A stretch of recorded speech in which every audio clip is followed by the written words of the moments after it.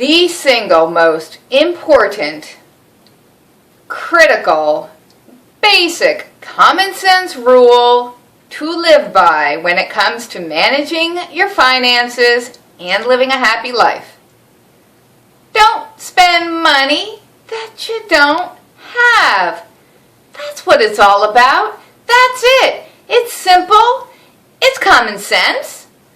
You know this already. Doesn't everybody know this? But at the same time, if we all know it, why's everybody getting into debt? If you're only spending money you have, you're not getting into debt. This is how you have to live your life. It's very basic. If you can't afford it, you don't buy it. Flat out. End of story. You must live within your means. That means you spend less than you have coming in, with no excuses. Okay? Charles Dickens wrote a very famous statement about money and happiness. Charles Dickens had a lot to say about money as he spent some of his formative years living in debtor's prison. I know. How crappy would that be? So, I won't quote him exactly because, he's using like old-fashioned English money terms. So, I'm going to translate it into dollars and cents for you. And the basic gist of it is this. Income, $20,000. Expenditures, $21,000. Result, misery. Income, $20,000. Expenditures, $19,000. Result, happiness. Yes, pretty simple. It boils down to that. Do not spend more money than you have.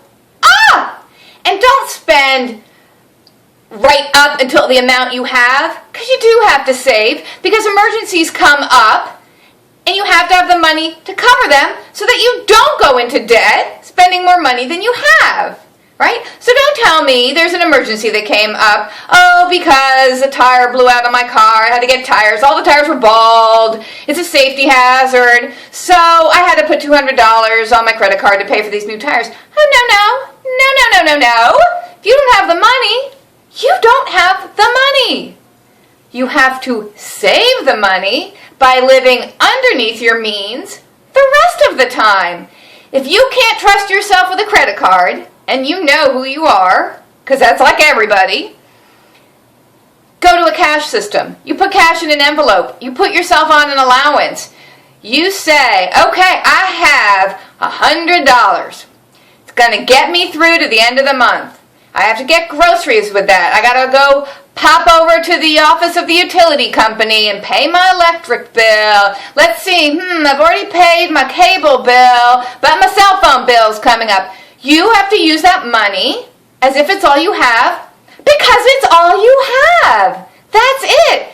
Carry cash. Pay with cash. Then you know you had the money to pay for something because you actually handed over the cash. And, this is beyond common sense. Like, there's science to this. This is psychology. These credit card companies aren't getting rich for no reason. They've done studies. They know that if you pull out a plastic card, you're going to spend something like 23% more than you would if you were handing over cash. Any financial advisor will tell you use cash because it's emotionally painful to hand over cold, hard cash. Yes, it is. Go to cash. You know how people call Susie Orman on her show and they say, well, I want to buy a motorboat. Can I afford it? And then Susie will go through all their finances and she'll say, well, how are you going to pay for that? And they say, well, I'm going to put it on my credit card. I'm going to finance it. I'm going to borrow money for it. But I expect to get a bonus at the end of the year so I can make a payment toward it then. And Susie's going to say, well, how much you have in savings? How much have you put aside for retirement? And they're going to say whatever they're going to say. It almost doesn't matter what they're going to say because Susie's going to say, no, you can't afford a boat. And believe me, if you could afford a boat, you'd probably know it. And you're not calling Susie Orman about it. If you know you can't afford it, if you don't have the money to go buy a boat, don't you go buy a damn boat. You don't need a boat. Stop that. If you don't have the money, you can't spend the money. You're done living on credit. Stop it, stop it, stop it. This is the most basic, most fundamental rule behind all frugal living, behind all happiness, behind living your life simply and without a tremendous amount of anxiety. This is it. It's simple. You don't have the money, you don't spend it. Flat out. What if something breaks? What if you need something? I don't know. My microwave broke recently, and my husband wanted to get a new one. He wanted a new one bad. And I said, listen, Joker, you are SOL. You know what that means? Yeah. We're not getting a new microwave. If we're going to get a new one, we're going to save up for it. So when we have cash in hand, we can march ourselves down to Sears and pick us a nice, new, fancy microwave. And I'd rather go without a microwave for however long it takes, 6 months, a year. I don't care, because if I'm going to get a new one, I don't want to get like a cheap $20 one. I'm going to want to get a really, really nice one, and I'm willing to save for that, right? You save for it until you have the money. I don't have $250 cash in my hand right now to go buy a new microwave. So, we're not going to do that. Now, what happened was, and I am happy about this, he fixed the old one, because that's what frugal people do. We don't have the money for a new one? Well, you make do. You figure it out. You go without, or you fix the old one. And luckily, he's handy, and he fixed it. And I'm very proud of him for that, because it is nice to be able to heat up a cup of coffee in the microwave instead of on top of the stove. Okay, I will admit that. But, no, we were not going to go buy a new one. You live with what you have. You live underneath your means, so you're able to save for emergencies and for retirement and for kids' college. You do not spend all your money, and you do not spend more than you have. You add up all your expenditures. You make a budget. You say to yourself, okay, I have whatever I have. $400 a week coming in after taxes, so I have $1,600 a month. Now I got to look at all my expenses.